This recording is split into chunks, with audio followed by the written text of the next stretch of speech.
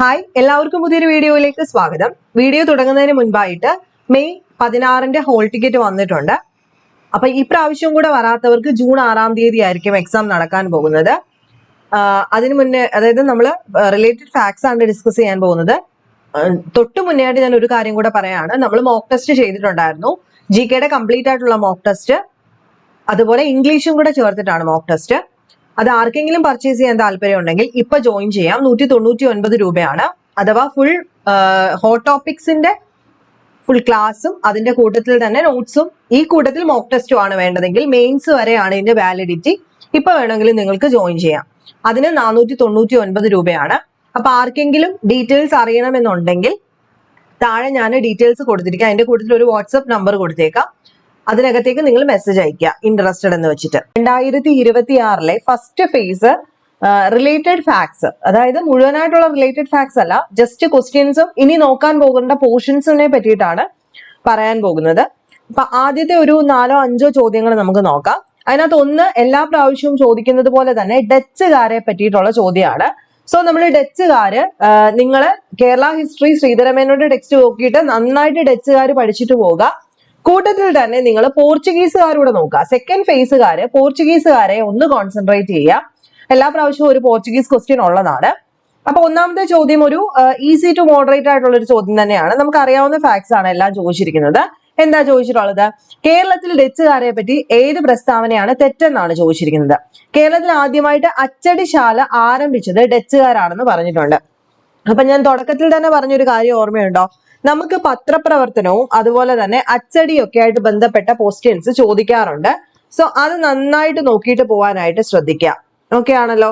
അപ്പം ഇതിനകത്ത് ചോദിച്ചിരിക്കുന്നത് എന്താ? കേരളത്തിൽ ആദ്യമായിട്ട് അച്ചടി സ്ഥാപിച്ചത് അല്ലേ, അച്ചടിശാല സ്ഥാപിച്ചത് ഡച്ചുകാരാണ്. അത് തെറ്റാണ്. എന്താ കാര്യം? അതായത് കേരളത്തിൽ ആദ്യമായിട്ട് ബ്രിട്ടീഷ് മിഷണറിയാണ് പ്രിന്റിംഗ് പ്രസ് സ്ഥാപിച്ചത് നമ്മൾ പഠിച്ചിട്ടുണ്ട് അല്ലെ. 1821 CMS പ്രസ് കോട്ടയത്താണ് ബെഞ്ചമിൻ ബെയ്ലി ആദ്യമായിട്ടൊരു പ്രിന്റിംഗ് പ്രസ് സ്ഥാപിക്കുന്ന അച്ചടിശാല ആരംഭിച്ചത്. അപ്പൊ ഈ സ്റ്റേറ്റ്മെന്റ് ആണ് ഇവിടെ തെറ്റ്. രണ്ടാമത്തെ സ്റ്റേറ്റ്മെന്റ് എന്താ? മാർത്താണ്ഡവർമ്മ കുളച്ചലില് ഡച്ചുകാരെ പരാജയപ്പെടുത്തി. അത് നമ്മൾ പഠിച്ചിട്ടുണ്ട്. കുളച്ചൽ യുദ്ധം ഡച്ചുകാരും മാർത്താണ്ഡവർമ്മയും തമ്മിൽ നടന്ന യുദ്ധമായിരുന്നു. ഏതാണ് വർഷം? 1741 കുളച്ചൽ യുദ്ധം നടക്കുന്നത്. യുദ്ധം നടന്നത് ഓഗസ്റ്റ് 10 അല്ലെ. അപ്പൊ ഈ നമ്മുടെ ഈ ഒരു കുളച്ചൽ യുദ്ധം പറയുമ്പോൾ നമ്മൾ പറയുന്ന ഒരു പേരെന്താ? Dutch കപ്പിത്താനായിരുന്ന De Lannoy. കുളച്ചൽ യുദ്ധത്തില് മാർത്താണ്ഡവർമ്മ തടവുകാരനാക്കിയ ആളായിരുന്നു ഡിലനോയ് എന്ന് പറയുന്നത്. അതുപോലെ തിരുവിതാംകൂർ സൈന്യത്തിന് പിന്നീട് പരിശീലനം നൽകിയത് ഡിലനോയ് ആണ്. വലിയ കപ്പിത്താൻ അല്ലെ, തിരുവിതാംകൂറിലെ വലിയ കപ്പിത്താൻ എന്നറിയപ്പെടുന്നത് ഡിലനോയ് ആണ്. അപ്പൊ ഇവിടെ കണ്ടോ ഓപ്ഷൻ ഡി ചോദിച്ചിരിക്കുന്ന ഡിലനോയുടെ കീഴിലുള്ള ഡച്ച് നാവിക ഉദ്യോഗസ്ഥരാണ് തിരുവിതാംകൂർ നാവികസേനയെ ആധുനികവൽക്കരിച്ചത്. അത് കറക്റ്റ് സ്റ്റേറ്റ്മെന്റ് ആണ്. അതായത് പുതിയതായിട്ടുള്ള പല യുദ്ധമുറകളും, അതായത് തിരുവിതാംകൂറിലെ നാവികസേനയെ മോഡേണൈസ് ചെയ്തത് ഡിലനോയുടെ കീഴിലുള്ള ഡച്ച് നാവിക ഉദ്യോഗസ്ഥരാണ്. അപ്പൊ ആ രണ്ട് സ്റ്റേറ്റ്മെന്റുകളും ശരിയാണ്. പിന്നീട് ചോദിച്ചിരിക്കുന്ന കേരളത്തിലെ ഡച്ചുകാരുടെ ഏറ്റവും വലിയ നേട്ടങ്ങളിൽ ഒന്ന് ഹോർത്തൂസ് മലബാറിക്കസിന്റെ സമാഹരണമായിരുന്നു. ഹോർത്തൂസ് മലബാറിക്കസിനെ പറ്റിയിട്ട് സ്ഥിരമായിട്ട് ചോദിക്കാറുണ്ട്. നമുക്കറിയാം കേരളത്തിലെ സസ്യസമ്പത്തിനെ കുറിച്ചുള്ള ആദ്യ പുസ്തകമാണ് ഹോർത്തൂസ് മലബാറിക്കസ്. ലത്തീൻ ഭാഷയിലാണ് രചിക്കപ്പെട്ടിട്ടുള്ളത്.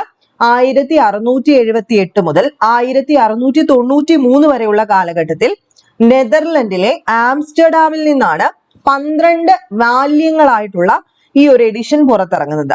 ഡച്ച് ഈസ്റ്റ് ഇന്ത്യ കമ്പനിയുടെ കീഴില് കൊച്ചിയിൽ ഗവർണറായിരുന്ന അഡ്മിറൽ വാൻ റീഡ് ആണ് ഈ ഗ്രന്ഥരചനയ്ക്ക് നേതൃത്വം നൽകിയിരുന്നത് നമ്മൾ പഠിച്ചിട്ടുണ്ട്. പിന്നെ പഠിച്ചിട്ടുള്ളത് എന്താ? ഇട്ടി അച്യുതൻ, രംഗഭട്ട്, വിനായക ഭട്ട്, അപ്പുഭട്ട് തുടങ്ങിയ തദ്ദേശീയരായിട്ടുള്ള പണ്ഡിതന്മാര് ഗ്രന്ഥരചനയിൽ സംഭാവന നൽകിയിട്ടുണ്ട് അല്ലെ. അപ്പൊ ഈ ഗ്രന്ഥത്തിന് വേണ്ടിയിട്ടാണ് ആദ്യമായിട്ട് മലയാള ലിപികൾ അച്ചടിക്കപ്പെട്ടിട്ടുണ്ടെന്ന് നമ്മൾ പഠിച്ചിട്ടുണ്ട്. അപ്പൊ ഡച്ചുകാരുടെ ഏറ്റവും വലിയ നേട്ടങ്ങളിൽ ഒന്നാണ് ഹോർത്തൂസ് മലബാറിക്കസ്. ഇത്രയും പോയിന്റ്സിനകത്ത് നമുക്ക് സംശയമില്ല. ആദ്യത്തെ പോയിന്റ് മാത്രമാണ് ഇവിടെ തെറ്റ്. അപ്പൊ ഇതുമായിട്ട് ബന്ധപ്പെട്ട് നമുക്ക് കുറച്ച് എക്സ്ട്രാ ഫാക്ട്സ് നോക്കുമ്പം അതിനകത്ത് ഏറ്റവും കൂടുതൽ നോക്കേണ്ട കുറച്ച് ഫാക്ട്സ് എന്ന് പറയുന്നത് ഈ പറഞ്ഞതുപോലെ തന്നെ ഹോർത്തൂസ് മലബാറിക്കസും ഡച്ചുകാരുമായിട്ട് ബന്ധപ്പെട്ട കാര്യങ്ങൾ തന്നെയാണ്.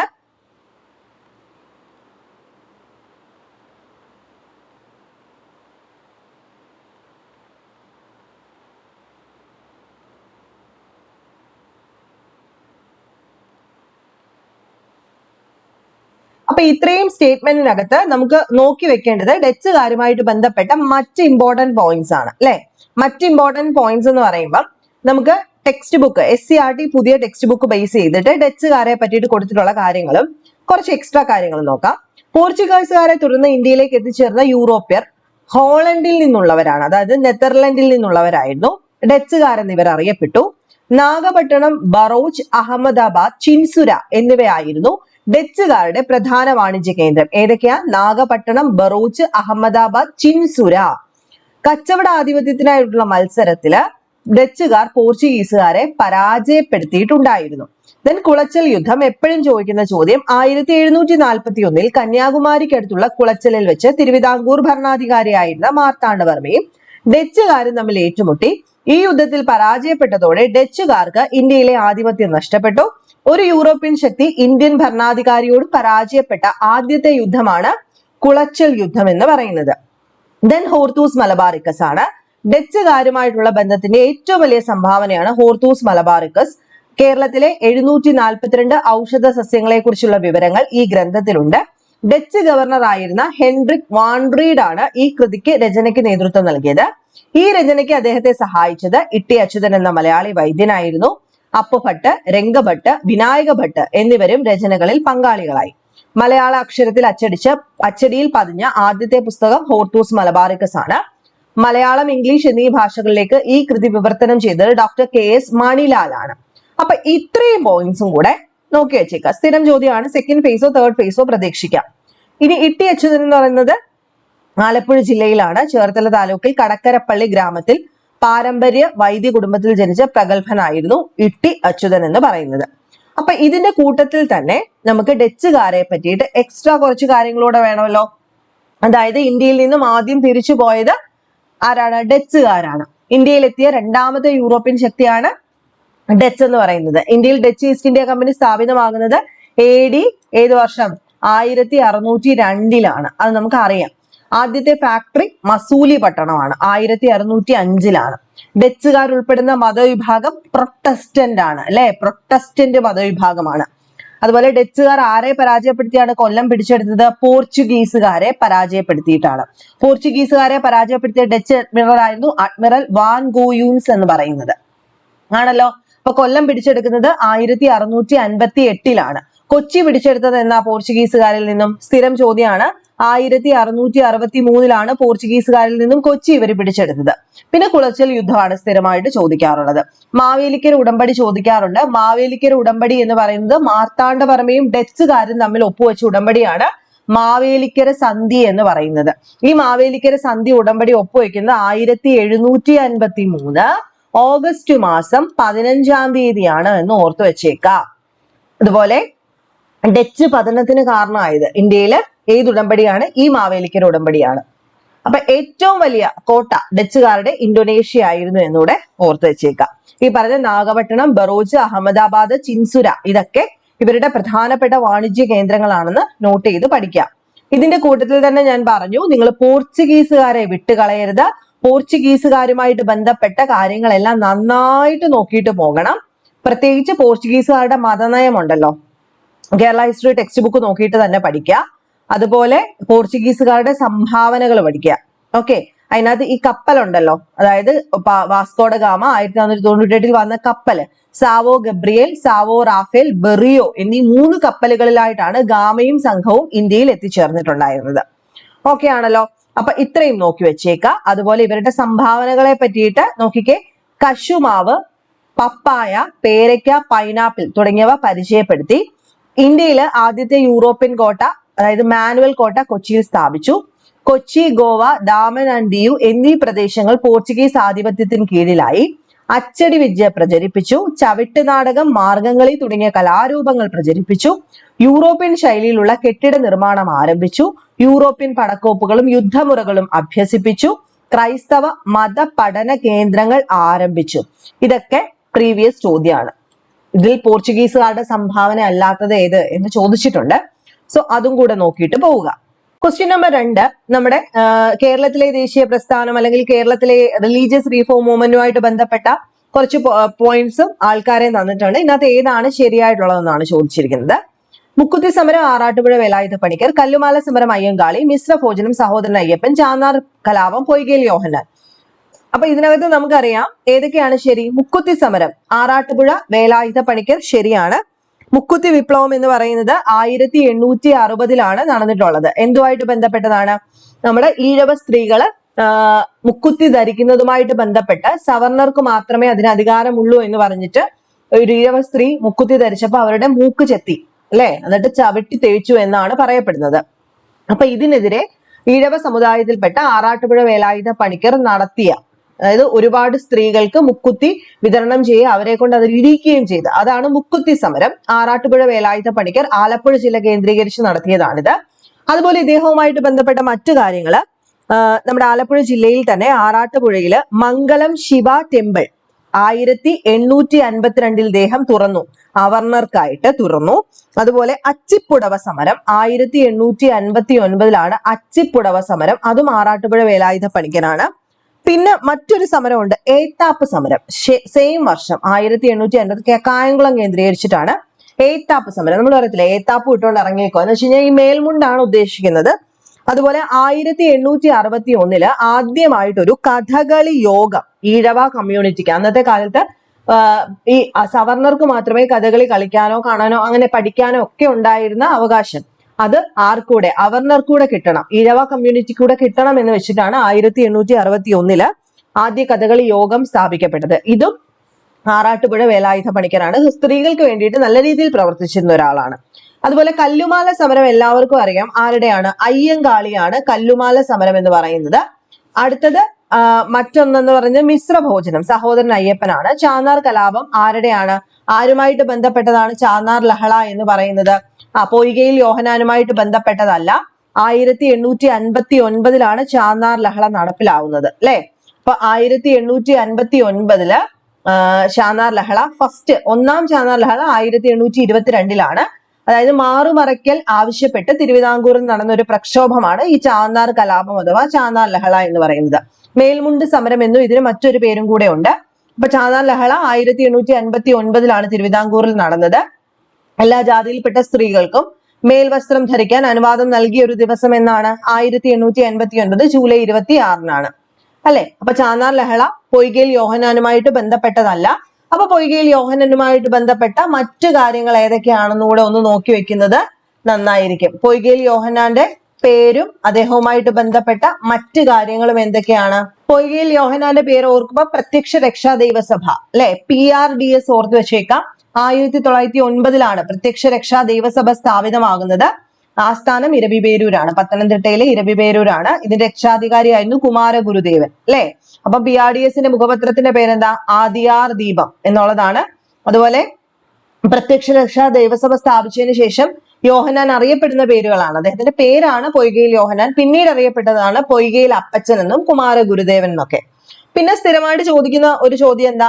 ആത്മവിദ്യാസംഘം സ്ഥാപിക്കപ്പെട്ടത് ആരാണ്? അല്ലെങ്കിൽ ആത്മവിദ്യാസംഘത്തിന്റെ സ്ഥാപകൻ ആരാണ്? വാഗ്ഭടാനന്ദനാണ്, അല്ലെ. വാഗ്ഭടാനന്ദന്റെ ആത്മവിദ്യാസംഘം ആരംഭിക്കുന്നത് 1917 അപ്പൊ അഭിനവ കേരളം സ്ഥിരം ചോദിച്ചതാണ്. അഭിനവ കേരളം 1921 കോഴിക്കോട് നിന്നും പ്രസിദ്ധീകരണം ആരംഭിച്ച വാരികയായിരുന്നു. അതുപോലെ ആത്മവിദ്യാസംഘത്തിന്റെ പ്രവർത്തനങ്ങളും സന്ദേശങ്ങളും പ്രചരിപ്പിക്കുന്ന വാരിക ഏതാ? ആത്മവിദ്യാ കാഹളം എന്നാണ് അതിന്റെ പേര്. യോഗക്ഷേമ സഭ ആരുടെയാണ്? യോഗക്ഷേമ സഭയിലെ പ്രധാനപ്പെട്ട അംഗം ആരായിരുന്നു? VT ഭട്ടതിരിപ്പാടാണ്. യോഗക്ഷേമ സഭയുടെ പ്രധാനപ്പെട്ട ലക്ഷ്യം എന്തായിരുന്നു? ബഹുഭാര്യത്വം നിരോധിക്കുക, വിധവാ വിവാഹം നടപ്പിലാക്കുക, വൃദ്ധവിവാഹം തടയുക തുടങ്ങിയിട്ടുള്ളത്. സമത്വ സമാജം വൈകുണ്ഠസ്വാമികൾ സ്ഥിരം ചോദ്യമാണ്. സാധുജന പരിപാലന സംഘം അയ്യങ്കാളിയുടെയാണ്. സ്ഥാപിതമായ വർഷം 1907. സാധുജന പരിപാലിനി എന്നുള്ളതാണ് അതിന്റെ മുഖപത്രം, അല്ലെ. ഇതൊക്കെ സ്ഥിരമായിട്ട് ചോദിക്കുന്നത് കൊണ്ടും പിന്നെ നിങ്ങൾക്ക് ഓൾറെഡി അറിയാം, അതുകൊണ്ട് ഞാൻ കൂടുതൽ അങ്ങോട്ടൊന്നും പോകുന്നില്ല. അടുത്തത് മൂന്നാമത്തെ ചോദ്യമാണ് നമ്മൾ നോക്കാൻ പോകുന്നത്. ഔറംഗസേബിനെ കുറിച്ചിട്ടുള്ള പ്രസ്താവനകളിൽ ഏതാണ് ശരി എന്നാണ് ചോദ്യം. ഇവിടെ ഔറംഗസേബുമായിട്ട് ബന്ധപ്പെട്ടതെന്ന് പറയുമ്പോൾ ഇവിടെ മുഗൾ ഭരണാധികാരികളെയാണ് നമുക്ക് അറിയാനുള്ളത്. അപ്പൊ മുഗൾ ഭരണാധികാരികളിൽ ഔറംഗസേബ് ചോദിച്ചു. നെക്സ്റ്റ് നമുക്ക് അക്ബർ പ്രതീക്ഷിക്കാം, എല്ലാ വർഷവും ചോദിക്കും. അദ്ദേഹം ജിസിയ വീണ്ടും ഏർപ്പെടുത്തി. അദ്ദേഹം ആക്രമണാത്മകമായിട്ടുള്ള ഒരു ഡെക്കാൻ നയം പിന്തുടർന്നു. ദീൻ ഇലാഹിയെ പ്രോത്സാഹിപ്പിച്ചു. നമുക്കറിയാം ഓപ്ഷൻ എ ആണ് ഇതിന്റെ കറക്റ്റ്. ജസിയ എന്ന് പറയുന്നത് വീണ്ടും പുനഃസ്ഥാപിക്കപ്പെട്ടു, അല്ലെ. ജസിയ നിർത്തലാക്കിയത് അക്ബർ ആണെങ്കിൽ പുനഃസ്ഥാപിക്കപ്പെട്ടത് ഔറംഗസേബ് ആണ്. അപ്പൊ ഡെക്കാൻ നയം നടപ്പിലാക്കിയ മുഗൾ ഭരണാധികാരി ഔറംഗസേബ് ആണ്. 1679 ജസിയ പുനഃസ്ഥാപിച്ചത്. അത് ഔറംഗസേബാണ്. ഓക്കെ, ദീൻ ഇലാഹി എന്ന് പറയുന്ന മതമായിരുന്നു. ആ മതം കൊണ്ടുവന്നത് ആരാ? അക്ബർ ആയിരുന്നു അല്ലെ. അപ്പൊ ഔറംഗസേബുമായിട്ട് ബന്ധപ്പെട്ട് ചോദിക്കാൻ സാധ്യതയുള്ള ചോദ്യങ്ങൾക്കകത്ത് നിന്നും നമുക്ക് അക്ബറിലേക്ക് പോകാം. അപ്പൊ അക്ബറുമായിട്ട് ബന്ധപ്പെട്ടെന്ന് പറയുമ്പോൾ നമുക്ക് ഈ ഒരു ടെക്സ്റ്റ് ബുക്കിനകത്ത് മുഗൾ ഭരണവുമായിട്ട് ബന്ധപ്പെട്ട പുതിയ പുസ്തകം ഉണ്ടല്ലോ, അതുമായിട്ട് ബന്ധപ്പെട്ട് ഒന്ന് നോക്കാം. 1526 മുഗൾ ഭരണം സ്ഥാപിച്ചത്. ബാബറാണ് സ്ഥാപിക്കപ്പെട്ടത്. 1857 വരെ ഡൽഹി കേന്ദ്രമാക്കി ഇന്ത്യ ഭരിച്ച മുഗൾ ഭരണാധികാരിമാരാണ് ഈ പറയുന്ന ബാബർ, ഹുമയൂണ്, അക്ബർ. അക്ബർ മൂന്നാമത്തെ ആളാണ്. ജഹാംഗീർ ആണ് അതിന് ശേഷം, ഷാജഹാൻ ആണ് അതിന് ശേഷം, ഔറംഗസേബാണ് ഏറ്റവും ലാസ്റ്റ് എന്ന് പറയുന്നത്. ഇതിനകത്ത് നിന്നും നമുക്ക് അക്ബറുമായിട്ട് ബന്ധപ്പെട്ട, അതായത് നോക്കിക്കേ, ഇവിടെ അക്ബറിന്റെ 1575 പുതിയ തലസ്ഥാനമായ ഫത്തേപൂർ സിക്രിയിൽ അക്ബർ ഇബാദത് ഖാന പണി കഴിപ്പിച്ചു. പ്രീവിയസ് ചോദ്യമാണ് ഇബാദത് ഖാന. ഇബാദത് ഖാന ആരാണ് പണി കഴിപ്പിച്ചതെന്ന് ചോദിച്ചിട്ടുണ്ട്, പഠിച്ചു വെക്കാം. ഏത് വർഷമാണെന്ന് ഓർമ്മയുണ്ടല്ലോ. വിവിധ മതങ്ങളിലെ പണ്ഡിതരും പ്രമുഖരും ഇവിടെ ഒത്തുചേർന്നു. അക്ബർ പിന്തുടർന്നിരുന്ന മതസഹിഷ്ണുതാ നയത്തിന് ഇത്തരം ചർച്ചകൾ ഉത്തമ ഉദാഹരണമാണ്. എല്ലാ മതങ്ങളുടെയും നല്ല വശങ്ങൾ കോർത്തിണക്കി അക്ബർ രൂപം കൊടുത്ത ദർശനം ദീൻ ഇലാഹി എന്നാണ് അറിയപ്പെടുന്നത്. എല്ലാവർക്കും സമാധാനം അഥവാ സുൽ ഹി കുൽ എന്നതാണ് ഈ ദർശനത്തിന്റെ കാതൽ. എല്ലാ ദർശനങ്ങളും മനുഷ്യരുടെ ക്ഷേമത്തിന് വേണ്ടിയുള്ളതാണ് എന്ന ആശയം വ്യക്തമാക്കുകയായിരുന്നു അദ്ദേഹത്തിന്റെ ലക്ഷ്യം. ഇമ്പോർട്ടന്റ് ആണ്. അപ്പൊ ഇബാദത് ഖാന ഓർത്തു വെച്ചേക്ക, വർഷം 1575 അദ്ദേഹം പണി കഴിപ്പിച്ചാണ്. ഫത്തേപൂർ സിക്രി, അക്ബറിന്റെ മറ്റ് പ്രധാന നിർമ്മിതികളാണ് ഫത്തേപൂർ സിക്രി, ബുലന്ദ് ദർവാസ, ജോധാഭായിയുടെ കൊട്ടാരം, പഞ്ച് മഹൽ. പ്രീവിയസ് ചോദ്യമാണ്. അതുപോലെ ജസിയ, മതനികുതിയാണ് ജസിയ. അത് നിർത്തലാക്കിയത് അക്ബർ ആണെങ്കിൽ തുടങ്ങിയത് ഔറംഗസേബാണ്. പിന്നെ നിർത്തലാക്കിയത് ഭരണരംഗത്തും അക്ബർ സഹിഷ്ണുതാ നയം പിന്തുടർന്നു എന്നതിന് തെളിവാണ്. മുഗൾ ഭരണത്തിന്റെ എല്ലാ മേഖലകളിലും എല്ലാ മതസ്ഥരെയും തുല്യമായി അദ്ദേഹം പരിഗണിച്ചു. രാജ ടോഡർമാൾ, രാജ മാൻസിംഗ്, രാജ ഭഗവൻ ദാസ്, ബീർബൽ എന്നിവർ അക്ബർ ചക്രവർത്തിയുടെ രാജസദസ്സിൽ ഉന്നത സ്ഥാനം വഹിച്ചിരുന്നവരിൽ പ്രധാനികളാണ്. ഓക്കെ ആണല്ലോ. അപ്പൊ ഇബാദത് ഖാനയുടെ ലക്ഷ്യം നമ്മൾ ഓൾറെഡി പറഞ്ഞു. പല തരത്തിലുള്ള ആൾക്കാർ അവിടെ വന്നിരുന്ന് അവരുടെ അഭിപ്രായങ്ങൾ, അതായത് എന്റെ അനുയായികൾ മറ്റു മതവിഭാഗങ്ങളുമായി ശത്രുതയിൽ വർത്തിച്ച് സമയം പാഴാക്കരുത്, ഇതര മതസ്ഥരോടുള്ള ബന്ധത്തിൽ സുൽഹീക്കുൽ, അതായത് എല്ലാവർക്കും സമാധാനം എന്ന ആശയം അനുവർത്തിക്കട്ടെ, മൃഗങ്ങളെ കൊല്ലുകയോ യുദ്ധസമയങ്ങളിൽ ഒഴികെ ആയുധങ്ങൾ എടുക്കുകയോ ചെയ്യരുത്. അക്ബർ തന്റെ അനുയായികളോട് കൽപ്പിച്ചതായി മുഗൾ സുൽത്താനെ ആയിരുന്ന ജഹാംഗീർ തന്റെ ഓർമ്മക്കുറിപ്പായ തുസുക്കി ജഹാംഗീറിൽ രേഖപ്പെടുത്തിയിട്ടുള്ളതാണ്. ഇമ്പോർട്ടന്റ് ആണ്, പഠിച്ചു വെക്കുക. പിന്നെ നോക്കിക്കേ, മുഗൾ സൈന്യത്തെ പറ്റിയിട്ട് പറഞ്ഞിട്ടുണ്ട്. മുഗൾ കാലഘട്ടത്തില് രാജ്യം വിപുലമാക്കുന്നതിനും വിസ്തൃതമാക്കപ്പെട്ട രാജ്യം നിലനിർത്തുന്നതിനും ശക്തമായ സൈന്യം വേണം. ഇതിനു വേണ്ടി അക്ബർ നടപ്പിലാക്കിയ സൈനിക സമ്പ്രദായമാണ് മൻസബ്ദാരി സമ്പ്രദായം, അല്ലെ. അപ്പൊ ഈ സമ്പ്രദായത്തില് ഓരോ ഉദ്യോഗസ്ഥന്റെയും കീഴിൽ ഒരു സൈനിക വ്യൂഹമുണ്ട്. ഓരോ ഉദ്യോഗസ്ഥനും നിലനിർത്തേണ്ട കുതിരപ്പടയാളികളുടെ എണ്ണത്തെയാണ് മാൻസബ് എന്ന പദവി സൂചിപ്പിക്കുന്നത്. നിലനിർത്തേണ്ട സൈനികരുടെ എണ്ണത്തിനനുസരിച്ചായിരിക്കും മാൻസബ്ദാർമാരുടെ പദവി നിശ്ചയിക്കുന്നത്. സർക്കാർ ഖജനാവിൽ നിന്നും നേരിട്ട് പണം നൽകി സൈന്യത്തെ നിലനിർത്തുന്നതിന് പകരമാണ് ഈ സമ്പ്രദായം. മാൻസബ്ദാർമാർക്ക് അവരുടെ പദവിക്കനുസരിച്ച് ഭൂമി കൊടുക്കും. പ്രസ്തുത ഭൂമിയിൽ നിന്നും നികുതി പിരിച്ചെടുത്തിട്ടാണ് മൻസബ്ദാർ എന്ത് ചെയ്യുന്നത്? സൈന്യത്തെ നിലനിർത്തുന്നത്. ഭരണം ശക്തമായി മുന്നോട്ട് കൊണ്ടുപോകാൻ പ്രമുഖരെയും സൈനികരുടെയും പിന്തുണ ആവശ്യമായിരുന്നു. ഇതാണ് മൻസബ്ദാരി സിസ്റ്റം. അപ്പൊ ഇങ്ങോട്ട് നോക്കിയേ, മുഗൾ രാജ്യത്തിനെ സുബ, സർക്കാർ, പൻഗാന, ഗ്രാമം എന്നിങ്ങനെ മുഗൾ ഭരണ രീതിയില് ഭരണ സൗകര്യത്തിനായിട്ട് രാജ്യത്തെ തരംതിരിച്ചിരുന്നു. ഏറ്റവും മുകളിൽ സുബ, സർക്കാർ, പർഗാന, ഗ്രാമം. ഓക്കെ ആണല്ലോ. അപ്പൊ ഇതും പ്രീവിയസ് ചോദ്യമാണ്, ഇതും കൂടെ നോക്കിയിട്ട് പോവുക. പിന്നെ അക്ബറുമായിട്ട് ബന്ധപ്പെട്ട ഫുൾ പോയിന്റ്സ് നിങ്ങൾ നോക്കാത്തവരാണെങ്കിൽ ഫുൾ പോയിന്റ്സ് ഒന്ന് നോക്കിയിട്ട് പോവുക. നവരത്നങ്ങളുടെ പേരുകളൊക്കെ ഒന്ന് ഓർത്തു വെച്ചേക്കാം. അതുപോലെ നിർമ്മിതികളും ഓർത്തു വെച്ചേക്കുക. ആഗ്ര കോട്ട പണി കഴിപ്പിച്ചിട്ടുണ്ട്. ആഗ്ര നഗരം പണി കഴിപ്പിച്ചതാരാ? സിക്കന്ദർ ലോധിയാണ്. ആഗ്ര കോട്ടയാണ് അക്ബറിൻ്റെത്. ദീൻ ഇലാഹി കലണ്ടർ എന്ന് പറയുന്നത് 1583 അക്ബർ ഈ കലണ്ടർ പുറത്തിറക്കിയത്. അപ്പം അക്ബർ നടപ്പിലാക്കിയ റവന്യൂ പരിഷ്കാരങ്ങളുടെ പേരാണ് സാപ്തി സമ്പ്രദായം, ദസ്ഹല സമ്പ്രദായം എന്നറിയപ്പെടുന്നത്. സൈനിക പരിഷ്കാരം നമ്മളിപ്പോ പറഞ്ഞു, മൻസബ്ദാരി സിസ്റ്റം അല്ലെ, മൻസബ്ദാരി സമ്പ്രദായം എന്ന് പറയുന്നത്. അതുപോലെ അക്ബറിന്റെ കൊട്ടാരം സന്ദർശിച്ച ആദ്യത്തെ ഇംഗ്ലീഷുകാരൻ പ്രീവിയസ് ചോദ്യമാണ് മാസ്റ്റർ റാൽഫിച്ച് ആണ്. തലസ്ഥാന നഗരമാണ് നിർമ്മിച്ചത് ഫത്തേപൂർ സിക്രി. ചെങ്കല്ലിൽ തീർത്ത ഇതിഹാസം, ഫത്തേപൂർ സിക്രി. അദ്ദേഹത്തിന്റെ പ്രവേശന കവാടം, അതായത് ഇന്ത്യയിലെ തന്നെ ഏറ്റവും വലിയ പ്രവേശന കവാടം ബുലന്ദ് ദർവാസ. അപ്പൊ ഇത്രയൊക്കെ പോയിന്റ്സ് എങ്കിലും നോക്കിയിട്ട് പോവാനായിട്ട് ശ്രദ്ധിക്കുക. അടുത്തത് നമുക്ക് എല്ലാവർക്കും അറിയാവുന്ന ഒരു പോയിന്റ്, ഒരു ഇമ്പോർട്ടന്റ് ആയിട്ടുള്ള ഒരു കാര്യമാണ്. 1909 ഇന്ത്യൻ കൗൺസിൽ ആക്ടുമായിട്ട് ബന്ധപ്പെട്ട ഒരു ചോദ്യമായിരുന്നു. അപ്പൊ ഇത് മിന്റോ മോർലി ഭരണപരിഷ്കാരം എന്നറിയപ്പെടുന്നു. ഇത് പ്രത്യേക നിയോജക മണ്ഡലങ്ങൾ അവതരിപ്പിച്ചു. ഇത് പ്രവിശ്യ സ്വയംഭരണം അവസാനിപ്പിച്ചു. ലെജിസ്ലേറ്റീവ് കൗൺസിലിനെ വലിപ്പം വർദ്ധിപ്പിച്ചു. നമുക്ക് എല്ലാവർക്കും അറിയാം ഇത് ശരിയാണ്, ഇത് ശരിയാണ്, ഇതും ശരിയാണ്. അപ്പൊ ഇതുമായിട്ട് ബന്ധപ്പെട്ട് സ്ഥിരമായിട്ട് ചോദിക്കുന്ന ചോദ്യം ആയതുകൊണ്ട് തന്നെ എനിക്ക് നിങ്ങളോട് പറയാനുള്ള മറ്റ് ഇമ്പോർട്ടന്റ് ആയിട്ടുള്ള ഒരു കാര്യം എന്താണെന്ന് അറിയാമോ? ഈ ഒരു പോർഷൻ പഠിക്കുമ്പോൾ നിങ്ങൾ ഗവൺമെന്റ് ഓഫ് ഇന്ത്യ ആക്ട് നന്നായിട്ട് പഠിച്ചിട്ട് പോവുക. ഇനിയുള്ളവർ ഗവൺമെന്റ് ഓഫ് ഇന്ത്യ ആക്ട് 1935 എല്ലാ വർഷവും ചോദിക്കുന്നത്. അതിന്റെ കൂട്ടത്തിൽ തന്നെ regulating act of 1773, Pitt's India act 1784, അതുപോലെ ചാർട്ടർ ആക്ടും ഇന്ത്യൻ കൗൺസിൽ ആക്ട് ഓഫ് 1861 1919 മറ്റേ മൊണ്ടേഗു ചെംസ്ഫോർഡും ഒക്കെ നോക്കിയിട്ട് പോവുക. അപ്പൊ ഇന്ത്യൻ കൗൺസിൽ ആക്ട് ഓഫ് 1909 പ്രത്യേകത എന്താ?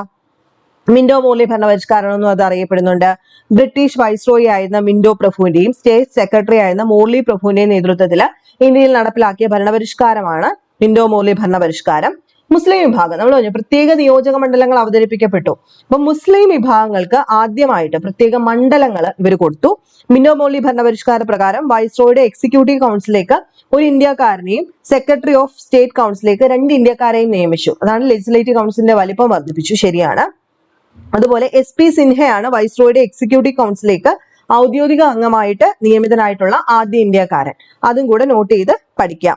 Then 1919 government of India act Montagu Chelmsford ഭരണപരിഷ്കാരം എന്നാണ് ഇത് അറിയപ്പെട്ടിരുന്നത്. 1918 ജൂലൈയിൽ പ്രസിദ്ധീകരിച്ച മോൺഫോർഡ് റിപ്പോർട്ടിനെ ആധാരമാക്കിയിട്ടാണ് 1919 ഗവൺമെന്റ് ഓഫ് ഇന്ത്യ ആക്ട് നിലവിൽ വരുന്നത്. അപ്പം ബ്രിട്ടീഷ് വൈസ്രോയി ആയിരുന്ന ചെംസ്ഫോർഡ് പ്രഭുവിന്റെയും സ്റ്റേറ്റ് സെക്രട്ടറി ആയിരുന്ന മൊണ്ടേഗു പ്രഭുവിന്റെയും നേതൃത്വത്തിൽ ഇന്ത്യയിൽ നടപ്പിലാക്കിയ ഭരണമാറ്റങ്ങളെയാണ് മൊണ്ടേഗു ചെംസ്ഫോർഡ് ഭരണപരിഷ്കാരം എന്ന് അറിയപ്പെടുന്നത്. ഓക്കെ ആണല്ലോ. അപ്പൊ അതിന്റെ പ്രത്യേകത എന്താ?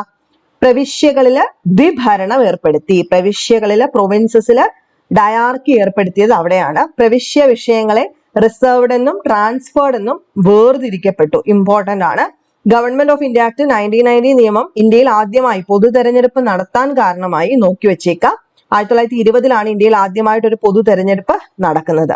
അപ്പം ഇന്ത്യയിൽ ദ്വിമണ്ഡല സമ്പ്രദായം ആദ്യമായി നിർദ്ദേശിക്കപ്പെട്ടത് ഈ പ്രകാരമാണ്. അതുപോലെ ഇന്ത്യയിൽ പബ്ലിക് സർവീസ് കമ്മീഷൻ രൂപീകരിക്കാൻ 1926 കാരണമായതും ഈ 1919 നിയമപ്രകാരമാണ്. നോക്കി വെച്ചേക്കാം. അതുപോലെ ഇമ്പോർട്ടന്റ് ആണ് 1935 ഗവൺമെന്റ് ഓഫ് ഇന്ത്യ ആക്ട്. നമുക്ക് എല്ലാവർക്കും അറിയാം ഇന്ത്യക്ക് വേണ്ടി ബ്രിട്ടീഷ് പാർലമെന്റ് പാസാക്കിയ ഏറ്റവും ദൈർഘ്യമേറിയ നിയമമാണിത്. സൈമൺ കമ്മീഷൻ റിപ്പോർട്ടും വട്ടമേശ സമ്മേളനങ്ങളിലെ നിർദ്ദേശം, 3-ാം വട്ടമേശ സമ്മേളനത്തിന് ശേഷം ബ്രിട്ടീഷ് ഗവൺമെന്റ് പ്രസിദ്ധീകരിച്ച വൈറ്റ് പേപ്പർ എന്നിവയായിരുന്നു 1935 ഗവൺമെന്റ് ഓഫ് ഇന്ത്യ ആക്ടിന് ആധാരമായിട്ടുണ്ടായിരുന്നത്. 1934 ഡിസംബർ 19 ബ്രിട്ടീഷ് പാർലമെന്റിൽ അവതരിപ്പിച്ച ബില്ല് 35 നിയമമാവുകയാണ് ചെയ്തത്. പ്രത്യേകത അതായത് നമ്മുടെ ഇന്ത്യൻ ഭരണഘടനയുടെ ബ്ലൂ പ്രിന്റ് എന്നറിയപ്പെടുന്നത് ഇതാണ്. ഇവിടെയും കേന്ദ്രത്തിലെ ദ്വിഭരണം ഡയാർക്കി വ്യവസ്ഥ ചെയ്തിട്ടുണ്ടായിരുന്നു. കേന്ദ്രത്തിൽ ഒരു ഫെഡറൽ മാതൃകയിലുള്ള ഗവൺമെന്റ് സ്ഥാപിക്കുന്നതിന് വ്യവസ്ഥ ചെയ്തിട്ടുണ്ടായിരുന്നു. പ്രവിശ്യകളിലെ ഡയാർക്കി അവസാനിപ്പിച്ചു. സമ്പൂർണ്ണ സ്വയംഭരണം പ്രൊവിൻഷ്യൽ ഓട്ടോണോമി വ്യവസ്ഥ ചെയ്തു. അതുപോലെ പ്രവിശ്യകളിൽ ദ്വിമണ്ഡല സഭയ്ക്ക് വ്യവസ്ഥ ചെയ്തു. ബൈക്യാമറലിസം അവതരിപ്പിച്ചു. ഇന്ത്യൻ റെയിൽവേയെ നിയന്ത്രിക്കാൻ ഒരു ഫെഡറൽ റെയിൽവേ അതോറിറ്റി രൂപീകരിക്കപ്പെട്ടു. അതുപോലെ reserve bank of India, federal കോടതി എന്നിവ സ്ഥാപിക്കുന്നതിന് വ്യവസ്ഥ ചെയ്തു. അങ്ങനെ 1937 ഒക്ടോബർ 1 ഡൽഹിയിൽ നിലവിൽ വന്ന ഫെഡറൽ കോടതിയാണ് പിന്നീട് 1950 ജനുവരി 28 എന്തായിട്ട് മാറിയത്? സുപ്രീം കോടതിയായിട്ട് മാറിയത്. ബർമയെ ഇന്ത്യയിൽ നിന്ന് വേർപെടുത്തിയത് 1935 ഗവൺമെന്റ് ഓഫ് ഇന്ത്യ ആക്ട് പ്രകാരമാണ്. ആണല്ലോ. അപ്പം അതുപോലെ 1935 നിയമപ്രകാരമാണ് ആദ്യ പൊതു തെരഞ്ഞെടുപ്പ് 1937 നടക്കുന്നത്. അന്ന് കോൺഗ്രസ് ആണ് ഭൂരിപക്ഷം നേടിയത്. അപ്പൊ ഇത്രയൊക്കെ പോയിന്റ്സ് കൃത്യമായിട്ട് നോക്കിയിട്ട് പോവുക. ഓഗസ്റ്റ് ഓഫർ ഒക്കെ ചോദിക്കാൻ സാധ്യതയുണ്ട്. അതുകൂടെ നോക്കിയിട്ട് പോകാനായിട്ട് ശ്രദ്ധിക്കുക. അപ്പം നെക്സ്റ്റ് വീഡിയോയിൽ കാണാം. ബൈ.